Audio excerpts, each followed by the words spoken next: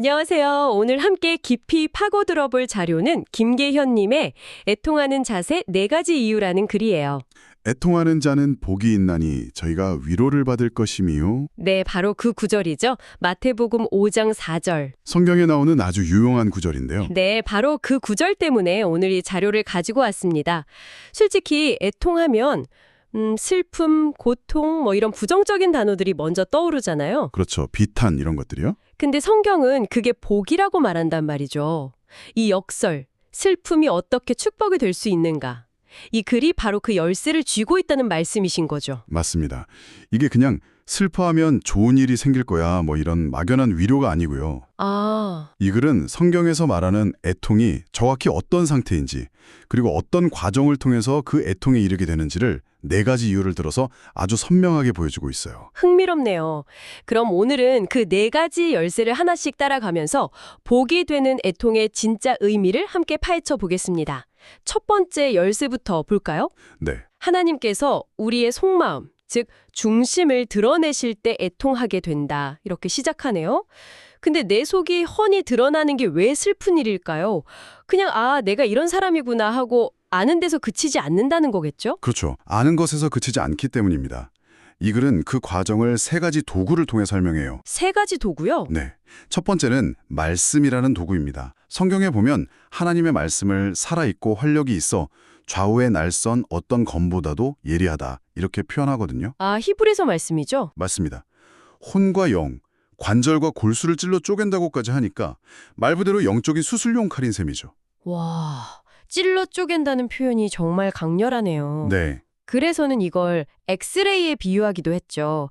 겉은 멀쩡해 보이는데 찍어보니까 속에 병이 가득한 걸 발견하는 순간의 충격. 그런 느낌이겠네요? 정확합니다. 율법이라는 그 엑스레이 앞에 딱 섰을 때 내 안에 있는 이기심, 교만, 위선 이런 온갖 병균들을 발견하고 경악하게 되는 것. 그게 바로 첫 번째 애통의 시작이라는 거예요. 알겠습니다. 그럼 두 번째 도구는 할례라고 하는데 잠깐만요. 할례라는 단어는 좀 충격적으로 들릴 수도 있을 것 같아요. 그렇죠. 특히 마음의 할례라고 표현하면서 굳어진 마음의 가죽을 찢는다. 이게 왜 파괴가 아니라 치유로 연결될 수 있는 거죠? 아주 좋은 질문이에요. 사실 그게 핵심이거든요. 아하. 한번 생각해 보세요. 굳어버린 땅에 씨앗을 심으려면 먼저 쟁기질로 땅을 갈아엎어야 하잖아요. 네네, 그렇죠. 딱딱하게 굳어버린 우리 마음에 하나님의 은혜나 치유가 들어가려면 그 굳은 껍질이 먼저 찢어져야 한다는 개념입니다. 상처를 내야 약을 바를 수 있는 것처럼요. 그런 비유군요. 근데 이 글에서 정말 날카롭게 지적하는 게 뭐냐면 당시 성경 전문가였던 바리새인들 있잖아요. 네. 그 사람들은 율법 지식은 정말 해박했지만 정작 그 말씀으로 자신을 찢어내는 마음의 할례는 거부했다는 점이에요. 지식으로만 오히려 갑옷을 더 두껍게 만든 셈이군요. 머리로 아는 것과 삶으로 살아내는 것의 차이가 여기서 확 드러나네요. 바로 그거죠. 그리고 3번째 도구는 우리가 스스로 마음을 열지 않을 때 등장합니다. 뭔가요? 바로 광야의 시험입니다. 와, 이 표현도 정말 강렬하네요. 갑옷을 강제로 찢는다. 보통 우리는 광야를 그냥 힘들고 버려진 곳이라고만 생각하는데 이 글은 오히려 하나님이 가장 적극적으로 개입하시는 수술실처럼 보고 있는 거군요. 맞아요. 우리는 보통 시련이 닥치면 내가 뭘 잘못했지? 벌 받는 건가? 이렇게 생각하기 쉽잖아요. 네, 그렇죠. 하지만 이 글의 관점은 완전히 다릅니다. 그 시련은 우리를 버리려는 게 아니라 우리가 입고 있는 위선과 자기 의존이라는 갑옷을 찢어서라도 고치시려는 하나님의 적극적인 사랑의 표현이라는 거죠. 사랑의 표현이요? 네, 그래서 예로 든 야복강가의 야곱처럼요. 평생 자기 꾀와 수단으로 살아남았던 그가 모든 걸 내려놓고 하나님과 씨름하며 울부짖었던 곳, 거기가 바로 야곱의 광야였던 거죠. 결국 광야는 내가 의지하던 모든 것들이 부서지고 오직 하나님만이 유일한 대안임을 처절하게 배우는 곳이라는 거군요. 네, 정리해보면 첫 번째 애통은 말씀이라는 거울, 할례라는 수술, 광야라는 응급실을 통해서 내 진짜 모습을 딱 마주할 때 터져나오는 탄식이네요. 맞습니다. 그렇게 자신의 민낯을 보고 애통할 때 비로소 하나님이 주시는 진짜 옷, 은혜와 능력의 옷을 입을 준비가 되는 셈입니다. 그렇게 말씀 앞에서 자신의 진짜 모습을 보는 게 첫 번째 단계라면 자연스럽게 질문이 생기네요. 그럼 나는 도대체 어떤 모습이어야 하는가? 바로 이 지점에서 글이 말하는 두 번째 이유, 즉 하나님의 기준이 등장하는 거겠죠. 정확한 연결입니다. 성경을 캐논이라고도 부르잖아요. 네, 들어봤어요. 그게 원래 갈대나 측량자, 그러니까 잣대를 의미하는 단어에서 왔어요. 아, 잣대요? 네. 하나님의 절대적이고 완전한 기준이라는 잣대가 내 삶에 딱 비춰지는 순간 내 모습이 얼마나 뒤틀리고 부족한지가 드러나면서 두 번째 애통이 시작된다는 겁니다. 열왕기하에 나오는 요시야 왕 이야기가 이 부분에서 정말 실감나게 다가왔어요. 아, 그렇죠. 성전 수리하다가 우연히 율법책을 발견하고 신하가 그걸 읽어주는데 그 말씀을 듣자마자 자기 옷을 찢어버리잖아요. 맞아요. 사실 요시야 왕은 좀 억울할 수도 있었어요. 어린 나이에 왕이 돼서 나름대로 우상들 다 부수고 종교개혁을 이끌고 있었거든요. 네, 맞아요. 나는 이만큼이나 노력했는데 왜 율법책에는 이런 무서운 심판의 말씀만 가득한 거지? 하고 반발할 수도 있었을 텐데 말이죠. 그러게요. 보통 사람 같았으면 이건 내 탓이 아니라 조상들 탓이다. 이렇게 생각했을 법도 한데 요시야는 그러지 않았네요. 그렇죠. 그냥 하나님의 기준 앞에서 즉각적으로 자기 백성의 부족함을 끌어안고 애통했다는 점이 정말 대단하게 느껴집니다. 바로 그 지점이 중요해요. 요시야의 애통은 하나님 너무하십니다가 아니라 하나님 우리가 이 기준에 한참 미치지 못하는 죄인들입니다.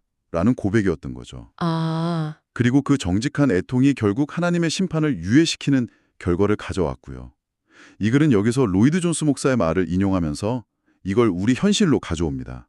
교회의 영적 상태를 평가하는 기준에 대한 이야기였죠. 옆 교회랑 비교하지 말라는. 네, 우리 교회가 옆 교회보다 부흥했는지 다른 공동체보다 프로그램이 좋은지 비교하는 건 아무 의미가 없다는 거예요.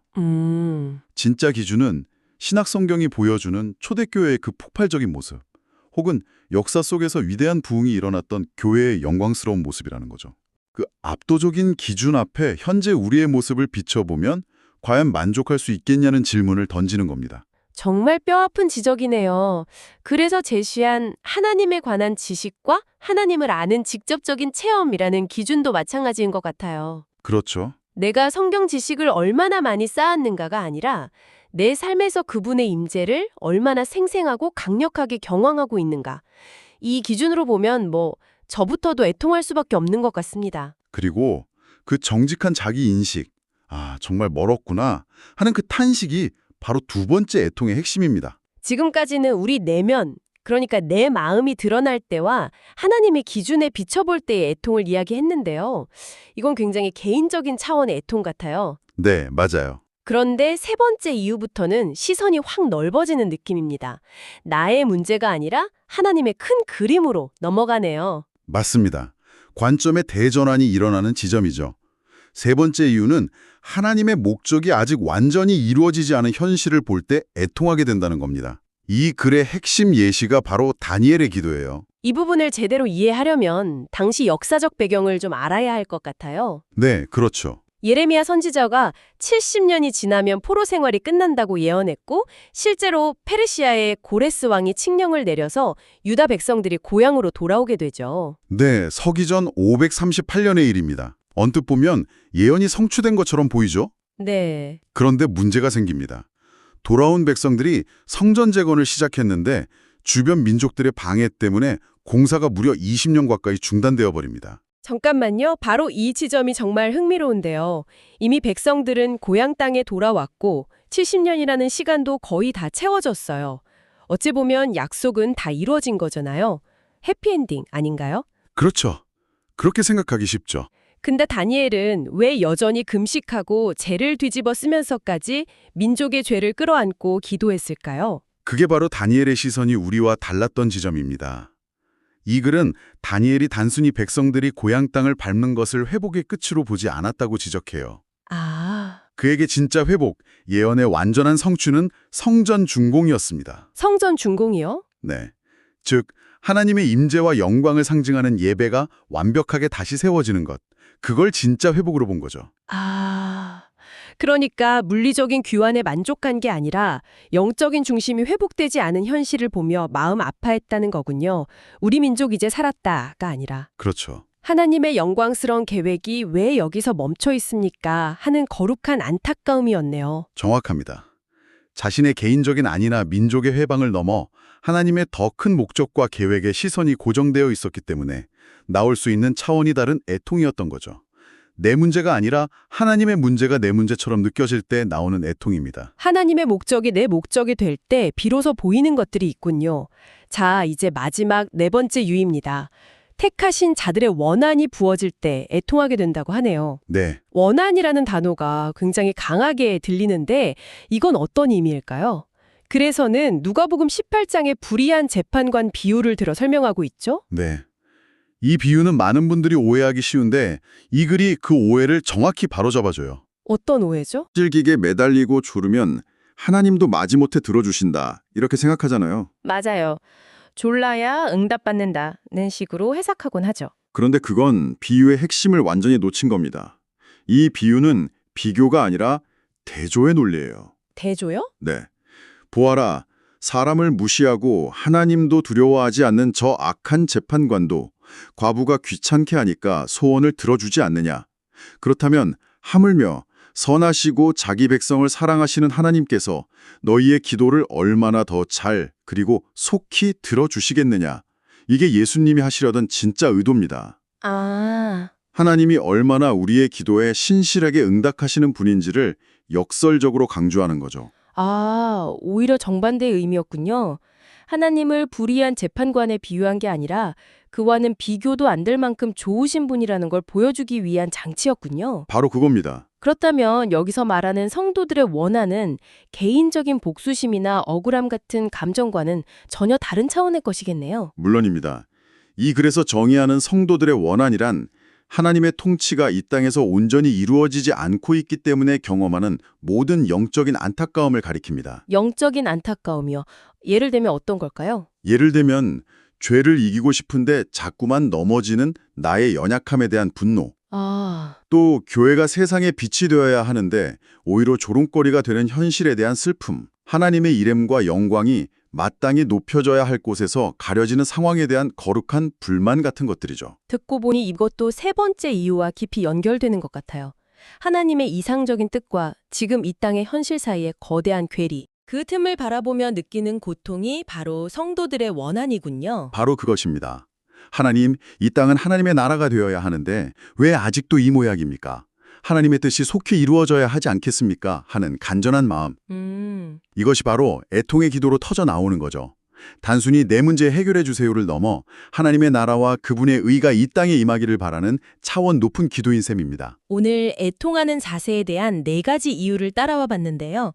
이야기를 나눌수록 점점 더 깊어지고 넓어지는 느낌입니다. 네, 그렇죠. 내 안의 죄를 보며 시작된 애통이 하나님의 기준 앞에 서게 하고 더 나아가 하나님의 이루어지지 않은 목적을 보게 하고 마침내 이 땅에 임할 그분의 나라를 갈망하는 데까지 이르렀네요. 결국 이 네 가지를 꿰뚫는 핵심은 관점의 전환인 것 같아요. 관점의 전환이요. 네. 첫 번째와 두 번째 이유는 시선을 밖에서 안으로 돌려서 세상이 아닌 하나님의 기준으로 나 자신을 정직하게 보는 과정이죠. 그렇죠. 그리고 세 번째와 네 번째 이유는 시선을 나에게서 하나님께로 옮겨서 내 작은 문제가 아닌 하나님의 큰 그림과 그분의 영광을 바라보게 되는 과정이고요. 와, 애통은 결국 내 세상에서 하나님의 세상으로 관점이 옮겨갈 때 터져 나오는 필연적인 반응인 셈입니다. 관점의 전환이라는 말로 정리하니 네 가지 이유가 하나의 흐름으로 완벽하게 이해가 되네요. 결국 애통은 현실과 하나님의 이상 사이에 간극을 인식하는 영적인 눈이 뜨이는 것이고 네. 그 간극을 보며 아파하는 마음이군요.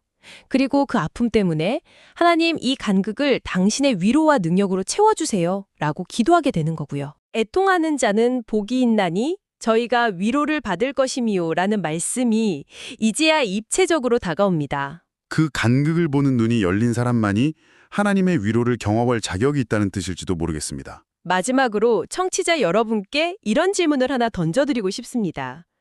다니엘은 민족의 회복이라는 하나님의 큰 목적이 성전 재건의 중단이라는 현실 앞에서 완전히 이루어지지 않은 것을 보며 애통했습니다. 그렇다면 오늘 당신의 삶에서 혹은 당신이 속한 가정이나 공동체, 더 나아가 이 사회 속에서 마땅히 이래야 하는데 하는 하나님의 이상과 실제 현실 사이의 간극 때문에 마음 아파하고 있는 부분은 무엇인가요? 어쩌면 그것이 바로 오늘 당신의 복된 애통이 시작되는 지점일지도 모르겠습니다.